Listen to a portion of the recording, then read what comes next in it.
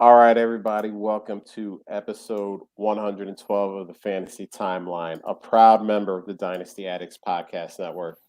I'm Josh at Real Fantasy TL.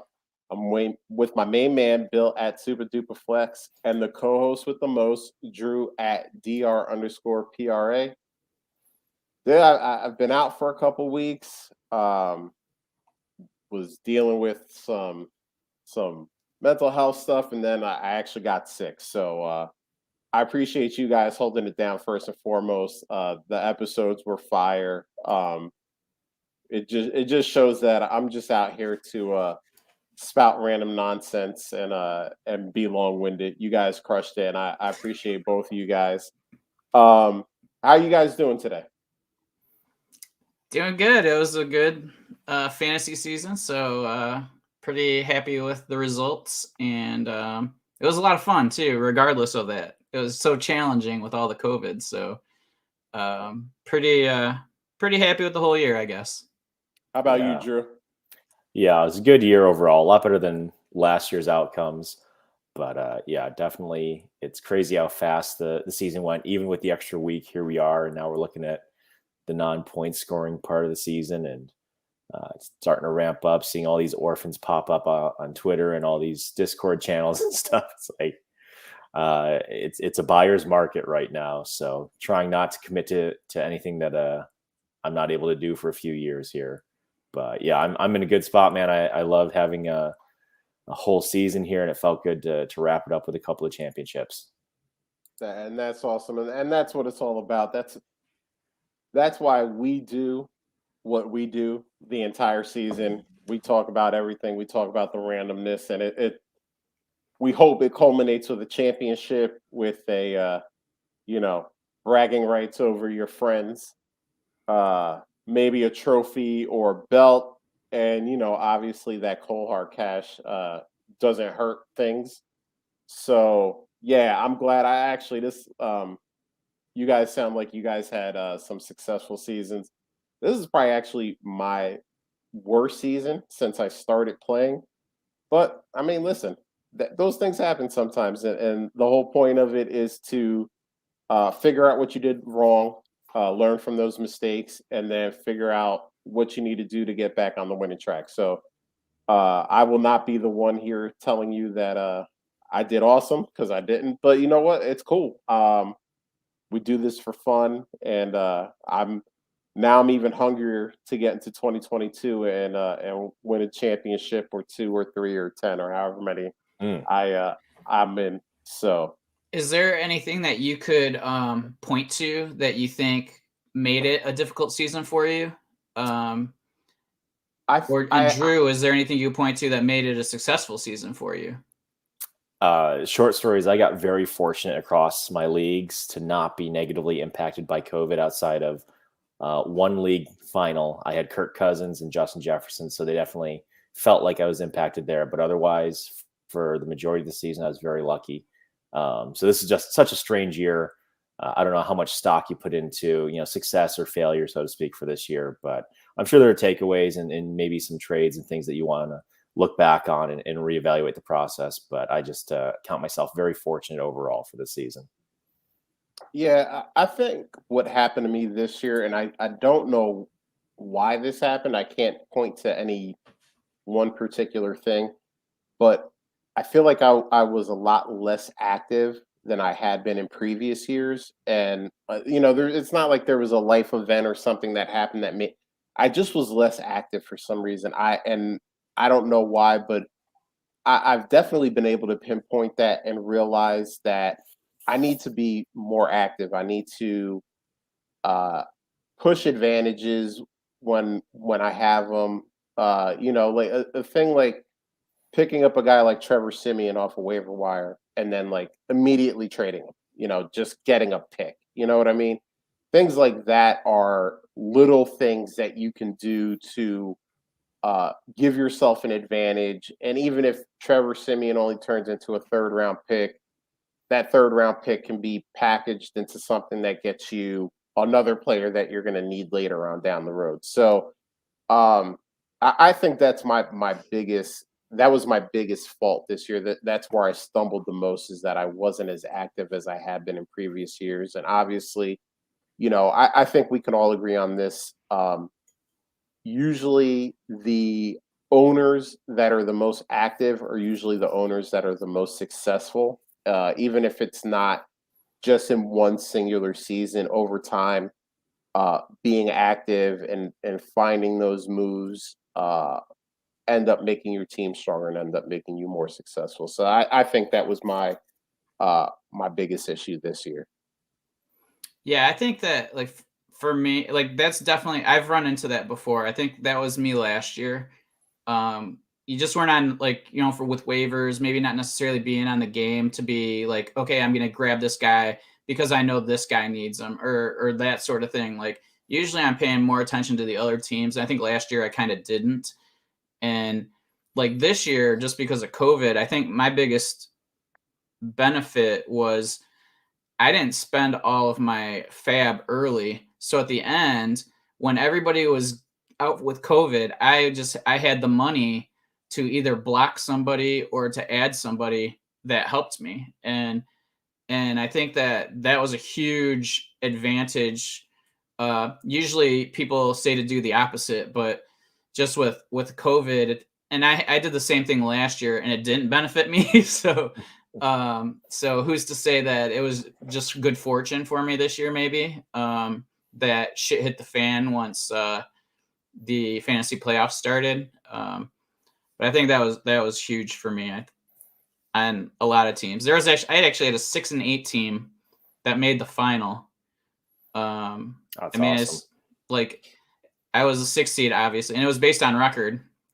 And it just goes to show you make the playoffs. I mean, I got blown out in the final, but like, I mean, regardless, like I won money that I probably shouldn't have, and just by adding a few of the right guys, and then my team just got decimated by COVID. So, Yeah, but I think that's a fair point. I didn't think of that a whole lot, but I know this year I've tried to be a little bit more free with some of my trades and not get into the weeds as much, and just know that you can take one trade and move it into another trade, like you were saying, Josh. So there are a couple of leagues, especially in a couple that I co-manage, where my partner was a good influence in that way, where I've watched him have some really good success individually. So following that process a little bit more, and who knows what it'll turn into next year as well. But a couple things turned around pretty quick for us this year that felt pretty good.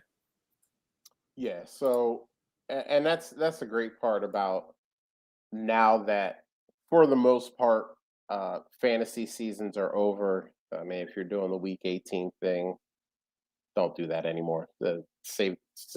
Make it a 1 year affair, and make sure week 17 is your championship week next year.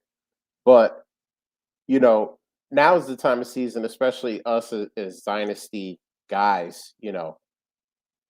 It's the time to evaluate. All right, what are the things I did right? What are the things I did wrong? How do I make my teams better?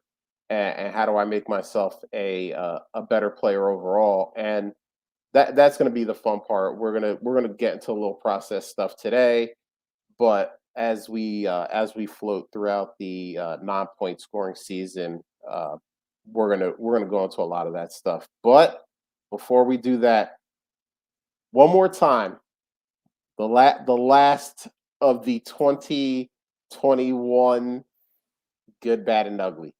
So uh, let me start this off. The good, Jamar Chase, 11 receptions, 266 yards, and 3 touchdowns. Is there anything else we can say about Jamar Chase that hasn't already been said?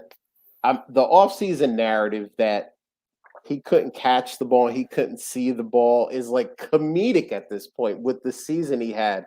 What he broke the rookie record for most yards. He broke the rookie record for most touchdowns. I mean, he broke the rookie record for like probably 100 different things that I don't even know about.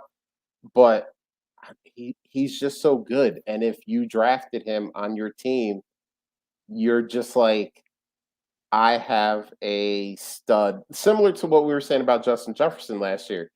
I have a stud for the next 5 years, and you're happy about that. And if someone wants to take that stud off of your hands, you know that you can pretty much ask for the world and get it. So yeah, that's I mean, it's just good.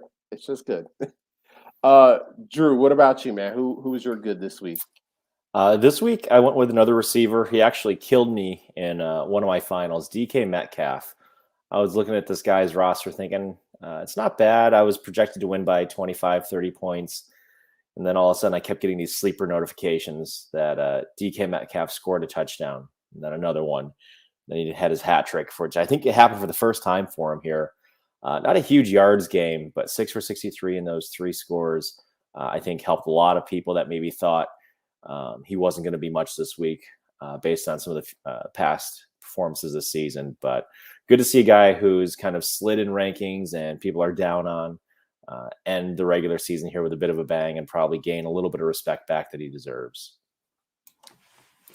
Yeah, Jamar Chase, I got chased in the final with my juggernaut team that's dominated for years. I ended up losing by 2 points because Jamar Chase just stomped my throat.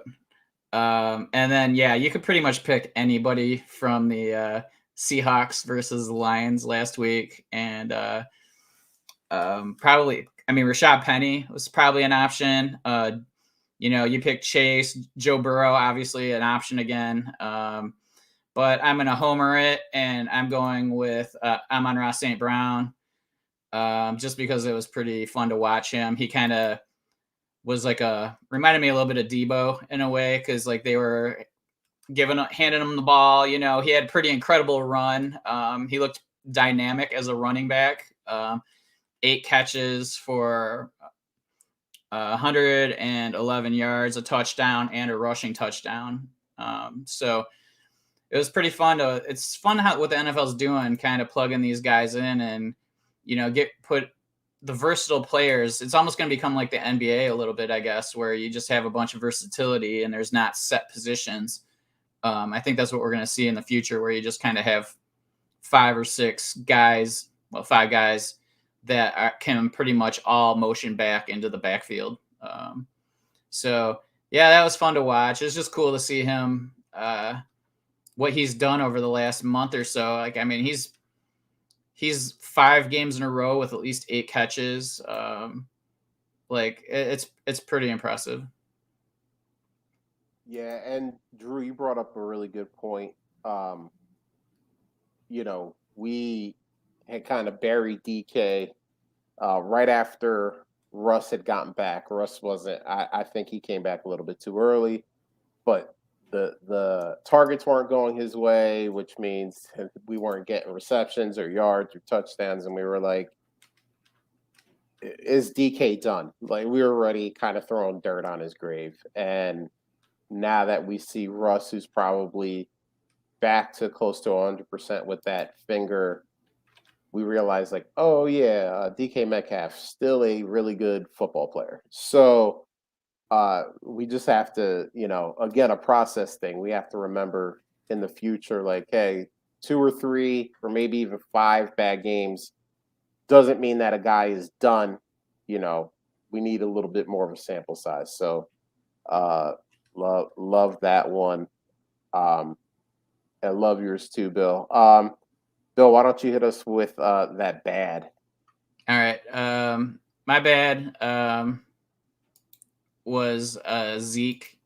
He had a pretty rough week. 9 carries, 16 yards, 1 catch, 14 yards. So, it's just tough because he's a guy that's going to be in a lot of lineups for the finals. And to have that, an expectation, because he's done well, or at least scored some touchdowns over the last few weeks to get you some points. So, hoping you at least get double digit and you end up with 4 points from him. It's just a tough week with Zeke. Yeah, we're going to talk about him in a little bit later on, but yeah, the whole offense just looked ragged, especially after the beatdown they put on Washington. People thought that maybe the offense had figured it out, but Arizona said otherwise in that game. So, Drew, why don't you hit us with your bad? Yeah, not a player this week. It's the infrastructure at FedEx Field. That video is absolutely wild to see as Hurts is walking out there and see everybody just fall through that barrier. And interested to see what comes out, if anything, of this open letter that Hurts wrote to the NFL. But that's a little scary. Nobody's expecting that. You're paying good money to go and see an NFL game. You want to get close to the players you're excited about, and then to have something like that happen is that's a little scary. So, FedEx Field's gotten a bad rap with some injuries that have happened on it to players, and now it's extending to the fan base, which is not cool. Yeah, and this is the same stadium that earlier in the season a sewage pipe had burst and it was throwing all kinds of nasty water on top of fans. I mean, this is Washington. I mean, unfortunately, as someone who is follows the team in the NFC East, I feel like I hear about this stuff all the time, and it's just bad. It's just bad. I mean, yeah, Alex Smith almost lost his leg on that field. It's just horror story after horror story with what happens at FedEx Field. Hopefully, somebody can take a real long look at that stadium and see what's going around. I don't know if you've seen the pictures.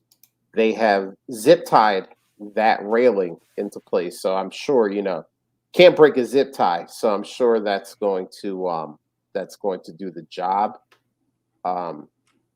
Apparently, after the Jalen Hurts letter, Washington reached out to the fans that actually fell over and apparently offered to pay for any medical treatment that they may have incurred, but I don't know why it took them so long to reach out, and why a letter from Jalen Hurts is what had to spur action by Washington. But unfortunately, that kind of seems like the way that franchise rolls. So listening to lawyers too much.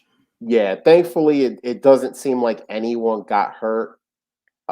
Thankfully, I mean, Jalen Hurts wasn't walking closer to that railing and got crushed by, I mean, 4 fully grown men fell. So, I mean, you're guessing that's anywhere from 800 to over 1,000 pounds. And if that on top of that grate would have fell actually on top of him, I mean, I give Jalen Hurts a lot of credit because he act like that's something he saw every day. He didn't, there was no look of shock on his face. He just immediately started helping people up, started taking pictures with the people that fell over. So he was cool and calm under pressure. But yeah, that was QB1.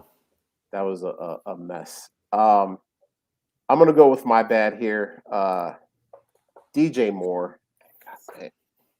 DJ Moore is such a good player, and I want to say that because you say, "Oh, he had a bad game," and it's like the ghost of Sam Darnold is throwing to him, and the even older ghost of Cam Newton is throwing to him. Three receptions on 8 targets for 29 yards. Just get this man a damn quarterback, please. Like, stop with the Band-Aids and the just patchwork job at quarterback. I mean, they had a shot last year to get Justin Fields, and I know Justin Fields didn't have an amazing drop your jaw season, but are you telling me that what the little bit we saw from Justin Fields this year isn't better than what we've seen from Sam Darnold and Cam Newton? Come on, like, maybe they'll figure it out this year. Maybe they get themselves a Jimmy Garoppolo or Deshaun Watson or Aaron or somebody. Just get him a quarterback that can play a little football. Yeah, Poor DJ Moore. That's all I'm going to say about that. I'm going to flow right into my ugly here. Dalvin Cook. Wow. I mean, he was in your lineup if you had him, without a doubt. Hopefully, your championship wasn't riding on Dalvin Cook, because 9 rushes for 13 yards and then 3 receptions for 0 yards. So at least in a PPR, he got you 3 points from those receptions, but the yardage just, I mean, look, I understand, Kirk Cousins was not in that game. He had COVID. It was Sean Mannion, but holy hell, man, nine rushes for 13 yards. That is never going to do it for you. Isn't it interesting when you see this and everybody always like talks about a quarterback being so bad, and then like they go out and you see like the performance of the backup, and then you're like, oh, maybe he's not as bad as I thought he was. That's like what this game kind of reminded me of. It was just, you have a professional quarterback and now you don't. Yeah. So many different things there. Jeremy and I in Superflex Army almost made a move for Dalvin Cook. We had an offer out there with Hopkins in our first next year and possibly a little sweetener on top. And fortunately, the price kept getting higher, so we declined. But it would have felt so terrible having that as a result, giving up a first next year, Hopkins. And then we almost did the same thing for Nick Chubb too, which was hilarious after getting blown out by Bill and Sonny here. But yeah, for the folks that started him and depended on him, I feel bad. And Bill, I love the point you brought up about quarterbacks, because I just went on a mini rant about Sam Darnold and Cam Newton, who are starting quarterbacks in the NFL. They were starting quarterbacks in the year 2021. And we laugh at those guys, but then we think that someone who's sitting on a bench, who's not even good enough to be at the Sam Darnold, Cam Newton level, is somehow going to come in and listen. We're all going to tell our stories. Remember when, Tony Romo came off the bench, but there's like a handful of those guys, and there are a lot more, Sean Mannions and Tim Boyles and, those guys that just stink up the place. And a lot of times it's like that first game, they might perform because nobody has any film on them. And then it's everybody gets all excited. And then the next game, they just get, shot block, Yeah. So. Well, and Dallas ran into it this year where like they had one game without Dak and Cooper Rush came in and he was good. And my silent prayer was like, please, let's not have a game 2 of Cooper Rush, because we all know how this story ends. They watch tape on him. They figure out that he's really not that good. He just surprised the team because they didn't really have any tape on him. And then, they destroy that backup, and, you end up losing that game by like 2 touchdowns because, obviously, again, there's a reason why the Sean Mannions and the Cooper Rushes of the world aren't, starting on a team. They're backups, and that's all they're really known as because, their talent level says that. So, yeah, that was a good point you brought up. I want to expound on that a little bit more. Bill, hit us with your ugly. My ugly is Mike Glennon, and it's just pure football. I can rattle off the stats, but in timeline OG, he got minus 5.74 points. So I'm not even gonna like waste my time, but like starts off with a fumble, immediate score. I mean, just a terrible NFL game for him. And of course now he needs surgery supposedly. So sometimes you wonder at the end of the year if that's just like we're getting the vet off the field so we can put somebody else in where he try to save face for him a little bit. But it was just a terrible game for him. Like 4 for 11, 24 yards and 2 picks. So yeah, like it's just Peterman like. You would have been better off starting one of the three of us at your quarterback position than Mike Yes. Lennon, which is an amazing fact to say about any professional team that throws a quarter. I mean, we just talked about bad quarterbacking, but that is top of the list of bad quarterbacking. Drew, wrap us up with your ugly man. Another quarterback who had a rough night, Baker Mayfield on Monday. Tough game overall, but sacked. I don't even know if he was in for the last couple, but Steelers had 9 sacks that game. TJ Watt goes off and gets the Steelers record, I think, for the sacks in the season, 20 sacks in the season, in 16 games as well, which is awesome to see. But just could not get anything going. Nick Chubb got injured at the end, so just a lot working against him. Still had a couple of touchdowns, but just, I don't think he's playing next week, and just beat up at the end of this year, and who knows what will happen to him next year, where he'll be, if he'll be starting. Just a tough way to end the season. You're muted.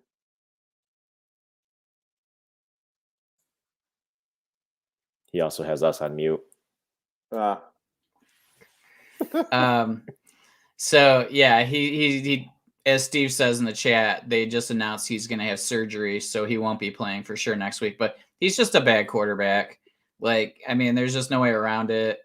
But it does. I mean, he did play hurt. I don't think there's any doubt. Mm-hmm. Expectation. I think he'll still be the QB1 for them. But like, I think this is like a make or break, because they can't just keep spending on quarterbacks, and they're not in the position to really there's not really an elite quarterback, I don't think, this year. Is there, Josh? As far as you know? You mean in the draft? Yeah. Nah. I mean, so we're probably going to be talking about 3 guys, and honestly, according to all the pundits so far, it seems like, maybe in the teens is the earliest you're going to see the first one go. And that's where they'll be. Yeah, and Matt Corral got injured in his bowl game, so I don't even know what that's going to do to his stock. I read about the injury and I got brain fog and I can't remember what it is and how long he's going to be out. So, it could definitely drop him down a lot depending on the injury. But yeah, I mean, I give Baker a lot of credit because it seems like he played at least half of the season pretty banged up. But yeah, I think maybe they should have shut him down a lot earlier than week 18. But we'll see what happens. They can pick up his 5th-year option, which I think is $18 million, and see what happens. And then if they like what they saw, they can also franchise tag him for a lot more money. But, getting, even if you have to pay him $30 million on the tag, actually, it's probably going to be more than that. But, if you can get him for $50 million over 2 seasons, $25 million a piece, it's still pretty good considering now it seems like the next guy up is signing a $40+ million contract. So, yeah, it'll be interesting to see where the Browns head at the QB position over the next couple of years. So that's it. That's the good, the bad, the ugly. I think we ended the season with some good ones there. Some good discussion points there. And Steve said he just threw up a little. I don't know if that's just talking that long about Baker Mayfield or the fact that Baker Mayfield is probably going to make $50 million over the next 2 years. I don't know what part made you throw up, Steve, but apologies. Probably the latter. Didn't mean to do that to you. Hey, listen, $50 million is a lot of money, just not for NFL quarterbacks. So we got to keep it, keep that in mind. Baker is probably kind of mid-level there if you're talking $25 million a year over 2 years. So that's just the way the quarterback position crumbles. But we're going to do something a little different this week since we are since this is it. This is the week 17, the championship. We're gonna talk about some of the bets we made over the course of the season, some of the wagers, but also while we talk about those wagers, kind of parlay them into process talk and to see what we can get right for 2022 and what we can get wrong, what we can get right in the off season. So this is the first one. Bill had the Trey Sermon love. He said that he thought 1,300 total yards was within the range of possibilities. I said He guaranteed it. he apparently Drew remembers him guaranteeing it. I wasn't going to say that, but hey, listen, I'm not going to argue with Drew either. There's a lot of fake news happening in this last few sentences. Hey, I did not fake news anything. That was all Drew. I was trying to keep it down the middle. You're right down the middle of me saying he's definitely going to score. Hey, that was Drew. I didn't say that. Remember that. I kept it down the middle. Drew said it was a guarantee or something. Which I agree with. So, as you can see, Bill has ducked out. I am not wearing an Eagles tank top because our guy, not our guy, Bill's guy, Trey Sermon, did not approach that 1,300-yard mark. Do we? I didn't look this up, so foul on me. Do we know what he ended the season at with total yards? Please hold. Okay, we're gonna hold. I'll talk while Bill does my research for me. But this was a process talk. This was, people were starting to bump Trey Sermon into the first round of rookie drafts because it is a running back on a team that, likes to run the ball. And, we talk about this, talent over situation. And I feel like every year there's one running back that we just have to shove into the first round because the situation is so good and it usually ends up burning us. And that was the point I was trying to make when we were talking about this. But yeah, Trey Sermon, it started from like week one. There was weirdness about, did he miss curfew? Did he not miss curfew? And then it just kind of snowballed from there. Bill, what did he end up with? 193. 193 yards. Yeah. So 41 carry. He had a total of 44 touches. 44 touches. So about 5 yards a touch, give or take. Yeah. So I think we just, as a process thing, I think we just need to. We can't just rely on situation. We have to look at talent. I believe Trey Sermon was a 3rd round pick, if I'm correct in that, in the actual NFL draft. So he was part of that first 2 days, but there were quite a few running backs taken ahead of him. Guys that we really liked, guys like Najee, guys like Javante, guys like Travis Etienne. So, just as a process thing, I think we have to put a little bit more, and we say it every year, but then we kind of fall back into the trap. We got to put a little bit more discount onto situation. What do you guys think? Yeah, I mean, I think that what we really, I think in this situation, what I think everyone failed to account for is Elijah Mitchell. Like, I mean, he was drafted 2 rounds later, so they're obviously, still, they liked both of them to draft them. And I almost wonder if one was a management pick and the other one was a coach pick. And, kind of looking back at it, and, it's a little easier to make narratives now And everybody was so fresh in their mind how good Sermon looked at Ohio State for his last season that, you know, we probably failed to look at some things like, why is he, if he's that good, why is he transferring? You know, like, why is he playing a fourth season? You know, plus he got beat out by a freshman at Oklahoma. So like, there's all these different things that, you know, we kind of forget to look at just because of situation. And the same thing happened with Keyshawn Vaughn the previous year. So like, I think that, I mean, that's a really good point that,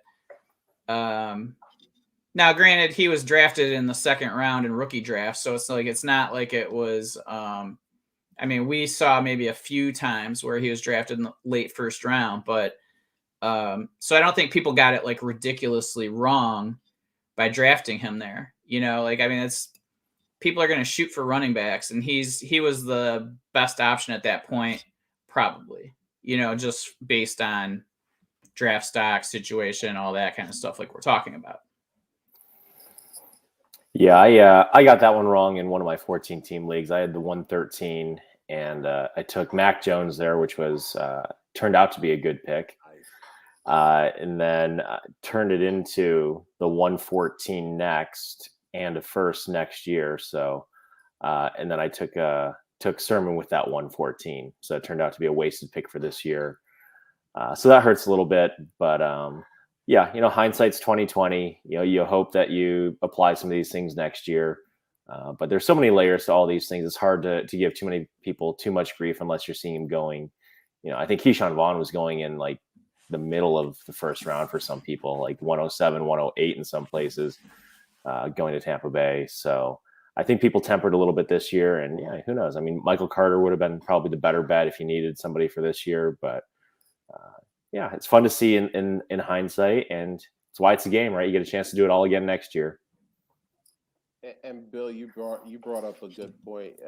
Just to touch on a little bit more, you know, you said people jump for running backs because obviously we've seen this year just on the injury front, it's a war of attrition at the running back position, and you want as many guys as possible. And in a perfect world, you want as many talented guys as possible.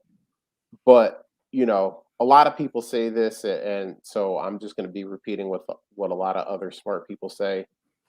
You know, don't reach for a position when you're doing your rookie draft. You know, just take the best guy available. If you need a certain position, then trade that pick for a guy at the position. You know, and because Drew, and I don't know if you have this information on hand, but were you taking Trey Sermon ahead of guys like Elijah Moore? I actually did fall into that trap in a couple of safe leagues where I was looking at my running back group, a couple leagues where I felt like it'd be harder to trade because I didn't know people. So I probably played a little scared in the draft and took him over Elijah Moore, or, you know, I think anywhere that I had a late first, I was still doing like Waddle or Devonta Smith. Mm-hmm. But if I had the 201 through 204 somewhere in there, I was taking either Trey Sermon, Michael Carter, Elijah Moore. Those are kind of the range. But yeah, a couple of those safe leagues I ended up taking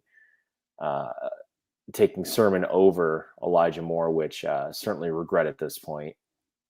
Yeah, yeah, and that's kind of the point I wanted to make, is that like just take the most talented guy at the spot you're in. And obviously, you know, when I say the most talented guy, you know, it's just what we think. It's, you know, based on, you know, information that we're getting in and things that we're seeing. It doesn't mean that the guy is actually more talented, because obviously I'm sure people would have argued with me that Trey Sermon at that time was going to be a better player than Elijah Moore. Now we're looking at it, you know, what, 8 months later, and we, you know, we've totally flipped that, because now we've seen them both in the NFL 4 years. So, but yeah, I'm looking at the timeline, rookie draft.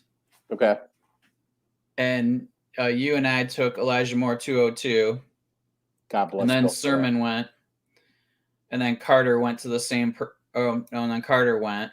Mm-hmm. Terrace Marshall, Rondale Moore. So, like, and then Freiermuth, Tony, Amari Rogers, Amon-Ra. So, I mean, there was hits and misses in there. And, it's just, I think we all kind of figured right in that area is where it starts to get pretty soft. So it's kind of hit or miss. And, but yeah, I mean, there's a lot of things in retrospect that we should have been paying attention to. God, Bill, so you're telling me there was a team in the OG rookie draft that came out of the second round with Moore and Pat Freiermuth? Golly, that team must be pretty good. Yeah, they had a pretty okay year until until they lost to Drew, didn't they? Until it counted. Somehow CD Lamb and Antonio Gibson didn't get you all 18 points or whatever in that game. And by the way, Drew, congratulations on winning the Timeline OG Listener League. You slayed Goliath. Really? And no one was rooting for you, so I wouldn't have been either. So you were like Ivan Drago against Apollo Creed right there. So yeah. I was going to give you your shot at the end, but we could. I don't care. We could definitely do it now. Congratulations on winning the first year of the Timeline OG League. There were some powerhouse teams that you had to walk through the fire to claim your championship. So, Lindsay, you guys stole the bye from me. Lindsay Kennedy's team was stacked. I mean, she dominated from week one until the very end.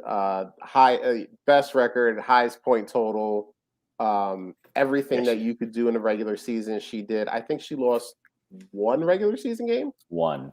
Yeah. That's crazy. Like you don't. She scored an entire extra week on us. Yeah. In the regular everybody season. like lapped the field. Lapped the whole field. I mean, she literally lapped a couple of the last place teams. I mean, doubled up their final season score. I mean, that's how good her team was.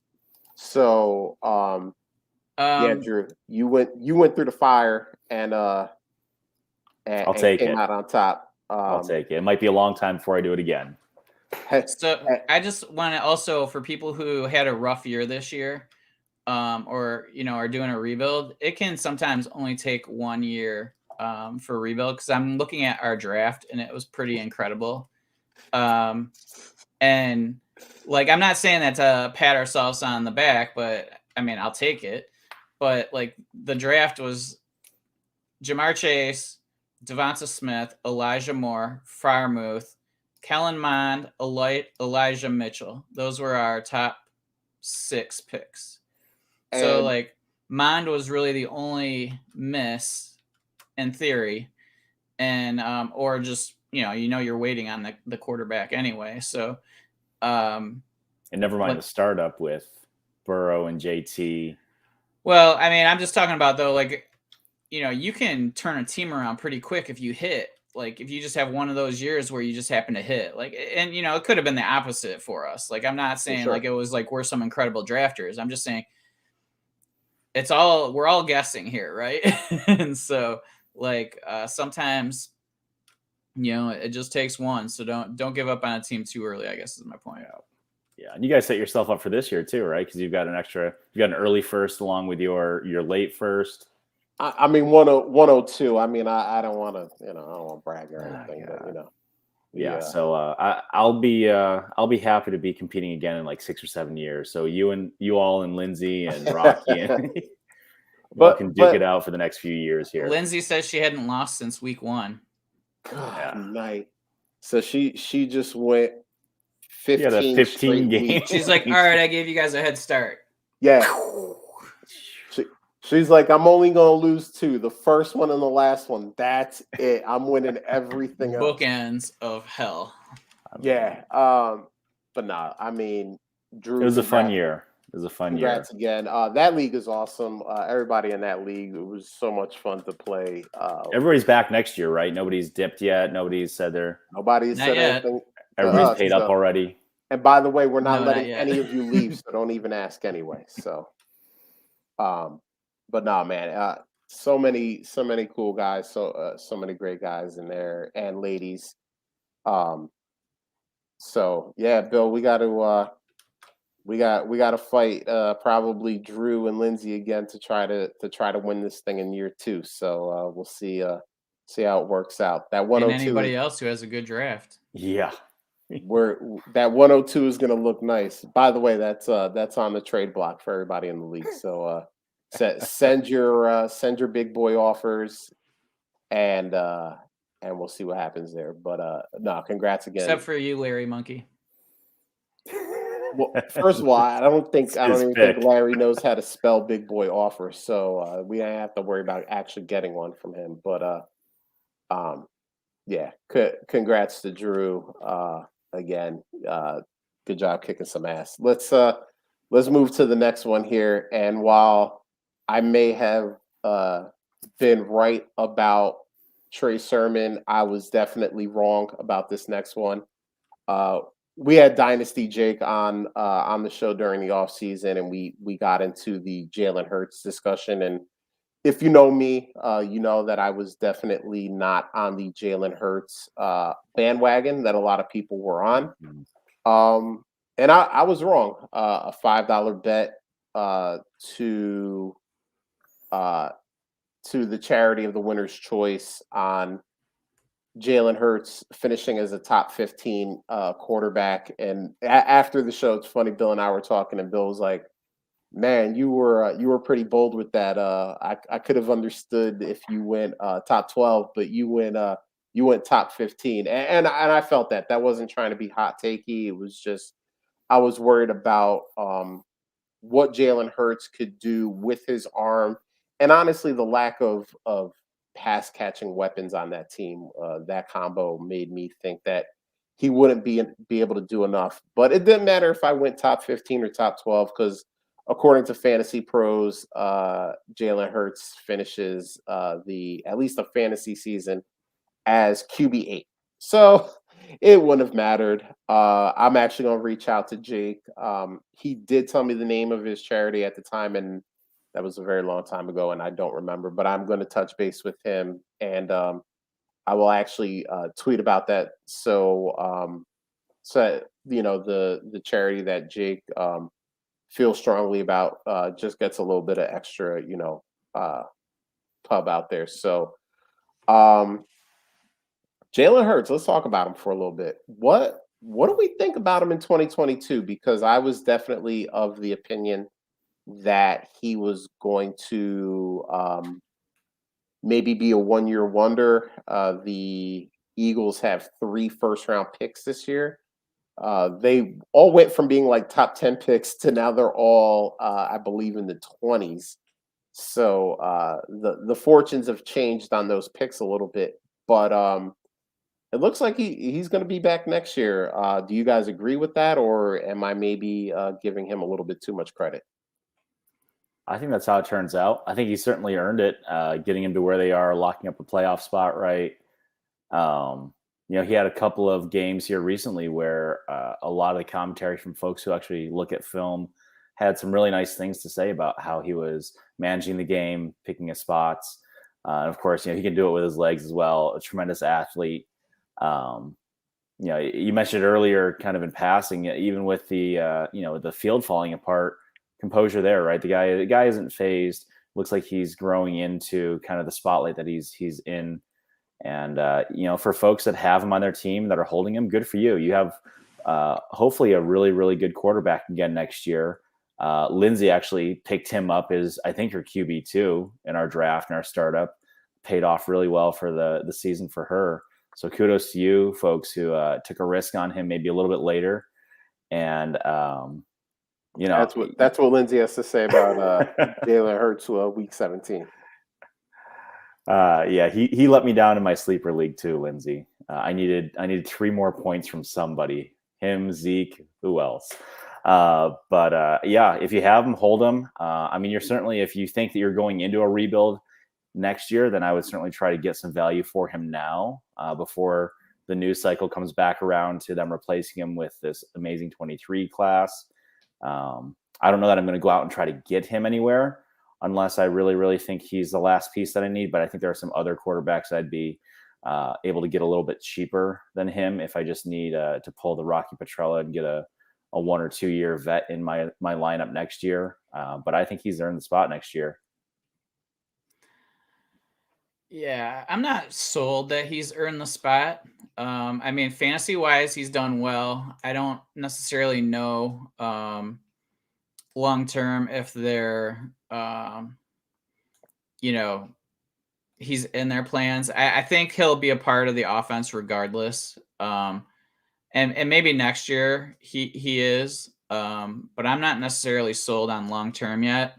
I think those 3 first rounders, they can still trade for a vet that can pop in and maybe take them to the next level. I mean, he still misses a lot of throws. Like, I mean, it's not like you still need a quarterback that makes the throws, and even if he doesn't make them quite as often, but his legs carry, that's great. But at some point, and we see this a lot with these guys that don't increase their completion percentage, their careers end up being shorter than we expected. And I'm not necessarily sure he's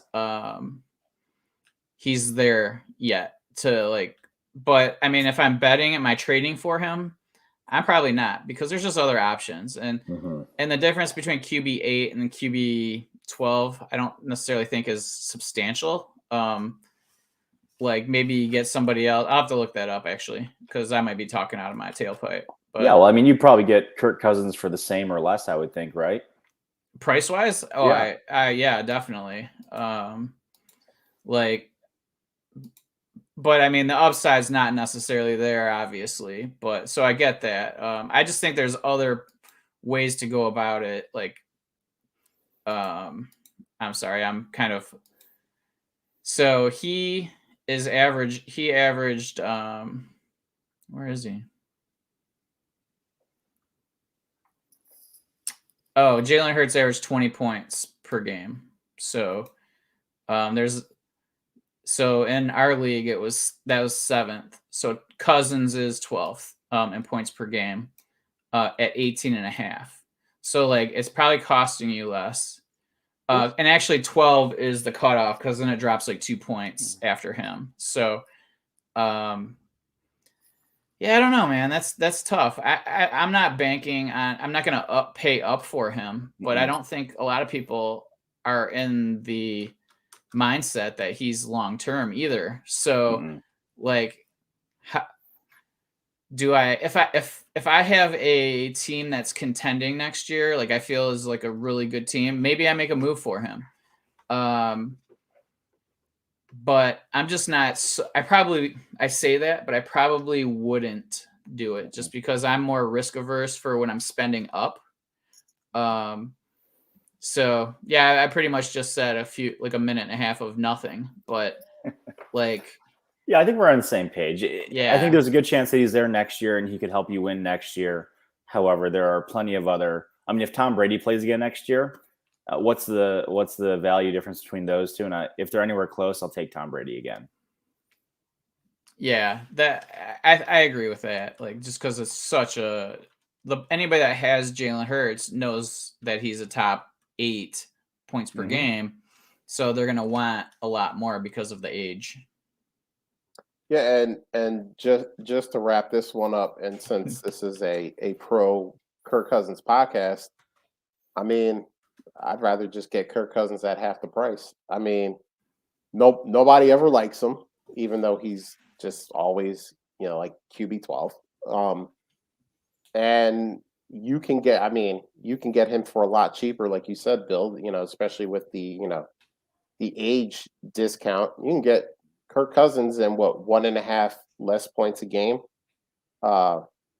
You can make up that 1.5 points in, a million different ways. So I would rather have, Kirk Cousins over the next 3 years than I would Jalen Hurts. And maybe that makes me crazy. But as you said, he misses a lot of those, just kind of like, oh, I thought that was going to be, a big gain or a first down or something like that. His completion percentage this year was 61.3%. So he was up from last year where he was at 52%, but 61% doesn't make anyone go, oh yeah, like this guy is a super accurate quarterback. I just read one of our bets and started laughing. I'm sorry. Hey, no problem. We're gonna move it on to the next one. This was between the three of us, a $5 bet on who would finish the highest among these running backs. Drew, you had Aaron Jones. I know which one you guys were laughing about. Bill, you had Austin Eckler, and I had Zeke Elliott. We'll breeze through this one so we can get to the one that's cracking you guys up. Bill, you got this one, brother. So smart. Not Zeke. Eckler at RB2. Zeke was RB6, and Aaron Jones was RB9. This was. I need to stop betting. Fantasy Pros, half point PPR. Listen, going with any of these guys, you weren't disappointed this season. Maybe you were disappointed certain weeks, but you weren't, as a whole, you weren't disappointed if you ended up with the RB2, 6, or 9. So, do you remember who the other person was? Wasn't there 4 when we were picking from? Maybe. I think it might have been Gibson. It could have been. I don't remember off the top of my head, but yeah, Bill, we'll settle this up too, and yeah. So I'm just gonna tell you guys, like, whatever Jake's charity is, throw it to that. Just throw it in that. Yeah. All right. Perfect. So it makes it easier, and that works out. But I don't think there's much to be said. We're talking about 3 top 10 running backs, and honestly, even though they may not get drafted ADP wise in 2022, I think we're going to be having a very similar discussion at the end of 2022, where all 3 of these guys, barring injury, are top 10 guys. So let's move on to the one that got Bill cracking up and then got Drew cracking up. This was another bet that the 3 of us had. This is why I had to win the league. I think we're gonna have to cap this. We are, and when I actually looked these up to see where everything was, I said I can't do this to Drew. We'll figure something else out, but we'll go through it and we'll so we had a Steelers wide receiver bet. We were talking about the threesome in Pittsburgh. Drew, you went with Juju as the highest point scorer on the Steelers. Bill, you had Chase Claypool, and I went with friend of the show, the guy that we stand for since day one. Can't believe y'all just disrespected this man's name. I went with Deontay Johnson, and the original bet was that the loser would pay $1 for every spot that that they finished behind the eventual winner. So Deontay, wide receiver 8, and again, this was half point PPR according to Fantasy Pros. Deontay was wide receiver 8. Chase Claypool was wide receiver 41, and then Juju in at wide receiver 135. So according to my math, Drew, you owe $127 to my charity. Obviously, I'm joking around. When I saw that, I said we're gonna have to amend it a little bit because I'm a man of my word. That's excessive. And that's excessive.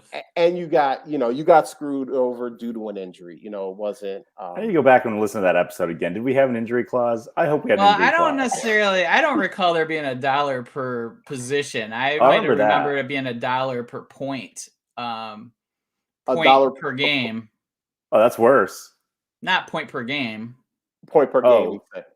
Oh, I don't remember. Even though that could be a hefty dollar amount because I think Juju ended the season like 5.5 points per game or something like that, if I remember when I Yeah, looked but it I up. mean, that would only be like Deontay's only like 20, so that's only $15.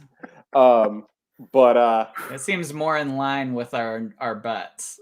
well, I also don't think that we thought that one guy was going to finish 127 spots ahead of another guy. Um, but but Drew, honestly, like I can't fault what you were thinking just because I mean Juju got injured. Like, if Juju plays whatever 14, 15 like the other guys did, I have a Yeah, feeling that Deontay's still probably wide receiver 11. maybe, but what do we? I do want to talk about Juju because what are we thinking about Juju? Like he's a free agent again, Mm-hmm. so he's going to go through the whole song and dance again. Obviously, the salary caps are going to increase, so there's going to be more money to be available. Um, is Juju a guy we're going after? Like, is he a guy that we're just staying away from? And if we are going after him, like, what are we paying for him? Like, I mean, I'll I throw honestly don't know what to think about Juju, so I want to I'll throw a listen late to second at him. a late If I can second. get him for a third, I'm happy. I'd be happier. But I mean, if somebody says, I want the 211 or something or the 212, I don't know who has him in the listener league, but whoever has him, I would consider him for the 212. That's probably the range that I would top out because I believe in the talent in general. I know there's questions about whether or not he needs AB or another alpha receiver on the other side to be able to function properly, but hopefully he'll see this was not the year to stay in Pittsburgh, and maybe he'll go find some greener pasture somewhere else. And at the end of the day, a guy that's been a wide receiver one already in his young career, I'll take that for a late second versus yes, Justin, I do have both because you saved me from myself from making a horrible mistake and trading for AB before the final as well. So I did. I traded a first for AB in a second. Yeah. I actually on the other side of that, I traded away AB and a late first in a 16-team league to get Amari Cooper. So it looked like a hefty price after what he did against Carolina, but now it looks like I traded away a piece of aluminum foil and a first-round pick to get Amari Cooper. So it's amazing how quickly trades change. I mean, we talk about like, oh, this guy got ripped off. This girl paid up too much, and then all of a sudden, a deal can flip in a day, instantly. So, but here's a good one from Steve. Speaking of throwing up a little, what if Juju lands on the Pats? Oh, that'd be awful. Yeah, I'm not seeing Juju. He'd have to stop dancing first of all. Yeah, no more dancing. You done? Yeah. I don't know. They need something there, right? I mean, unless is Belichick just happy to roll with Kendrick Bourne and Jacoby Meyer and just have his underrated team continue to compete? I mean, he's got this team in the playoffs, so I mean, he can't. It's disgusting.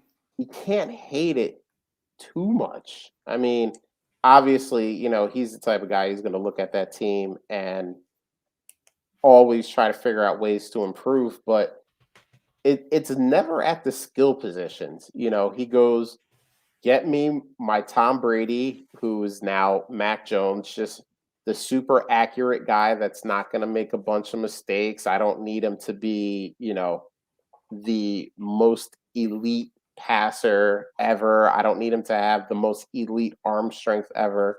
I just need him to make the right throw at the right time. Execute. Do your job. Do your job. I need wide receivers that will run the right routes and be where they're supposed to be so that my super accurate quarterback can get the ball in their hands.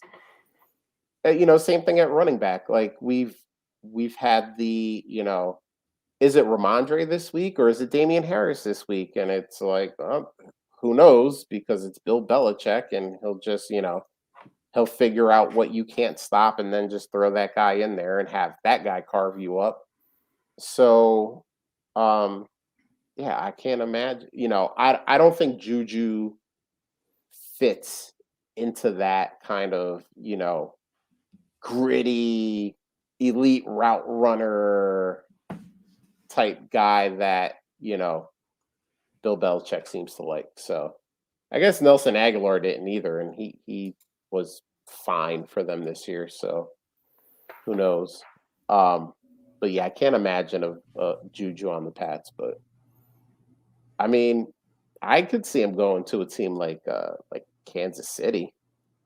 Like I could see Juju in Kansas City. Actually, I would prefer that over like as a Lions fan, I don't necessarily want him on the Lions. I feel like, he's best in the slot, and I feel like they have Amon-Ra, who at least has shown. It might just be a blip, who knows? But you got to give him the opportunity. I think. Oh, yeah, he's earned some targets, right? I think so. Even though there's nobody else earning targets on that roster at the moment. So, I mean, we didn't have anybody to start the season. Yeah, I mean, and Hockenson, Swift. Yeah, I mean, but yeah, I think Amon-Ra's earned himself a piece of the pie in that team. I mean, I know at the beginning of the season it was like there was a little bit of like Khalif Raymond going on, but Yep. As the season progressed, he really kind of took over, and you can say, yeah, the talent level there wasn't, elite, but I mean, it should have made it easier to shut all those guys down, and he actually raised his game and became a bigger part of that offense. So I got to give him credit for that. So what you got, Bill? I was just I saw a tweet earlier asking like where he'll get drafted in the in redraft next year. I think he'll get overdrafted personally. Like the questions was the first round, second or third round, 4th through 6th or later, and I bet he gets drafted in the 4th through 6th. But he's probably, I think it should be later, and 40% were voted 4th through 6th, and then 40% voted later, and then I think there are some trolls voting 1st, 2nd, and 3rd. 20% trolls. I feel like Juju fits like a Pete Carroll team. A team that doesn't like to throw the ball. Well, there's that, but have fun, go out, do your thing. Probably wouldn't say much if he's out there, stomping on the 49ers logo, even if they got blown out by 30. Yeah, he's going to be one of the more interesting off-season stories because people are going to have money, and when people have money burning, especially NFL teams, they have money burning a hole in their pocket. People make bad decisions. Like? And we see it every year. I mean, we can go through history of all the bad contracts that have been handed out, and it'll be interesting to see, if, I know Kansas City was one of the teams last year that put out an offer. Baltimore was another team that put out an offer. See if those teams come back, or maybe they like what they did throughout this past season, and maybe it's Jacksonville. New Orleans, although they don't have any money. They don't have money, but I mean, people, they found money last year, so maybe they do that. yeah, there are some teams that you look at and you go, oh, maybe this team over here, maybe a team like Washington, tries to get somebody across from Terry McLaurin to try to open things up for whoever the quarterback is. I Yeah, don't know if it'll be Taylor Heineke or the it'll Washington be football quarterback. Washington football quarterback.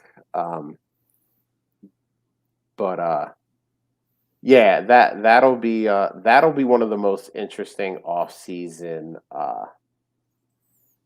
um, stories to watch because um, a lot of the other stories are going to revolve around quarterback. Does Aaron Rodgers stay? What happens with Deshaun Watson? Um, can Denver get themselves a quarterback? Uh, does does Philadelphia use those 3 first-round picks to get themselves a quarterback? Maybe, like Bill was saying earlier, maybe the team feels like Jalen Hurts hasn't earned it, and they want to upgrade. So um, you usually see the quarterback stories going around, but position players usually don't get as much hype. So that'll be fun to see. So that was fun, and I hope that I think Drew and I we're going to craft a Tua versus Trevor Lawrence bet at some point because Drew has already buried Trevor Lawrence. He said we're going to put this man underground and bury his career after having to deal with Urban Meyer for well, 13, 14 games, however many games it was. I know he didn't last the whole season, which, by the way, good for Jacksonville to just get rid of him. Problem goes further than the coach. They gotta Yeah, the GM, and I mean that the poor kid, his brain hasn't even fully developed yet, and what kind of damage has been done. yeah, but Urban Meyer was a big part of Jacksonville. He was given a lot of power. I mean, they have a GM in name, but I mean, Urban Meyer was making all the personnel decisions. Tim Tebow comes to mind. So I think getting a real, and I hope because they have not chosen a new coach yet. Hopefully, a real NFL coach. They seem to be hiring guys that have previous NFL head coaching experience, which is what they should have done in the first place. Hopefully, they get one of those guys in there, an offensive-minded guy that can look at Trevor Lawrence, see the gifts that he has, and do something with them. But I like this from Justin on our way out here. That Washington offense is as generic as their name, though. I hope no prominent free agent goes there. Yeah, the Washington offense is tough. They don't seem to like to do much on that side of the ball. They use all their draft picks on defense. They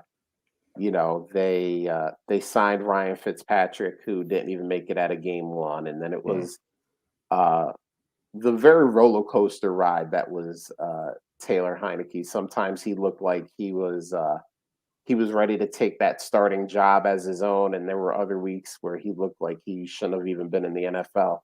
So, and then besides Terry McLaurin and Antonio Gibson, there's not a lot else on that offense to speak of. So we'll see what they do during the offseason. Maybe they get a couple prominent free agents and use their first round pick on something on the offense and they put it together. But on our way out, I want to thank everybody that was in the chat. We had Justin, we had Lindsey Kennedy, we had Steve. Everybody else who was in and out, appreciate you. When you guys are throwing stuff in the chat, it makes the show so much better. It gets us different talking points, allows us to go down some different trails there, which is always fun. And remember, guys, if you're doing this on YouTube, you're watching us, just hit the bell, hit subscribe so you know when we go live and we're doing our thing. If you're doing the podcast thing, appreciate you guys too. We're getting to an hour and 15 minutes. You could be doing a lot of other things, and you've decided to stick with us, listen to us talk, listen to our hilarious bets, and that's always fun as well. Remember, if you just kind of tripped and fell on us, hit subscribe, give us a rate and review. Those are always fun to read, even the bad ones, because sometimes people just really don't like us. I know it's mostly me, but I mean, still, it's always fun to read those things. And before we get out of here, if you don't know, this is going to be Bill's last show as a permanent host, and I just want to take a minute and thank you, Bill.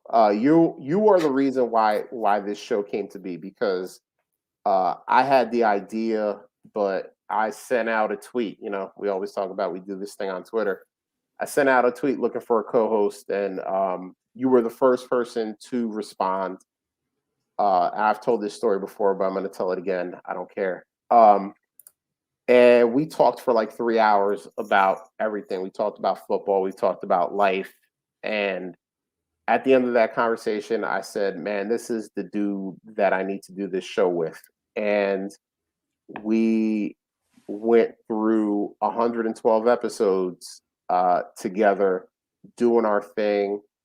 And you're not a co-host. You're a friend of mine. We text each other. We talk on the phone, and we talk about, we talk about football, but we just talk about other stuff, what's going on in our lives and things like that. You've sent me multiple pictures of your dog, mostly because I've requested them, because my wife wants to see the cute dog you have. So I just want to say, honestly, from the bottom of my heart, thank you for everything that you have done for this show over the last 112 episodes. And you know this, but I'm going to say it anyway. Dude, anytime you want to come on, you don't need an invite. Just jump in. Just come in. Just just get us with your wisdom. Just throw bombs on us. Let us know what's going on. It's going to be a lot of fun. Drew and I doing our thing every week, but this show wouldn't be what it is without you. So I just want to say I appreciate you. And Drew, I don't know if there's anything you want to say on the way out, but yeah, I think Steve said it best here, man. Standing ovation for getting this thing started and keeping it going through a couple of really, really weird seasons of COVID, and keeping some of the topics on track and giving us a really good balance of some of the data and the information that maybe we don't always think about first, but that's important to some of the decisions that we make. And just appreciate you both being so open to letting me come on here and have some fun with you all. And hopefully, I'll have some big shoes to fill here, and hopefully it works out. Continue to have some fun. And this is not goodbye, but we'll see you next time. Yeah, exactly. So no, man, it's been awesome. Like, I mean, it's just life gets in the way, and that's where I'm at, and I had to make some decisions, and unfortunately it is this show. So it's been a blast, absolutely. Like, I mean, we talk to each other more than IRL friends, right? Like, I mean, we see each other every week. I can't tell you. I can probably count how many friends I have that's the case, that I talk weekly. So, it's like Drew said, absolutely. It's, this is definitely not goodbye. I'll still be around. I'll be in the FTC chat. So sign up for that, or, hit us up if you want to join. I'll be in the OG league with Josh, sharing the team. We all share leagues, so not much is going to change other than you guys won't see me on the show on a weekly basis. And like I said, I'll be the reliever. So, it's just, I won't be here all the time. So, thanks to the viewers. Thanks for the comments. Drew, obviously, thank you, man. You are a perfect replacement, man. Wasn't intended to be a replacement, I think, when you popped in, but that's what you are now. And Josh, obviously, man, we've had quite the history, so it's been it's been a blast, no doubt. So on that note, all right, man, take us out of here, Bill. This is it. You can't pawn this off on anyone this week. So thank you to everybody. Again, thank you, Bill, from the bottom of my heart. You made this what it is. And one last time, the three of us are going to get out of here. Late.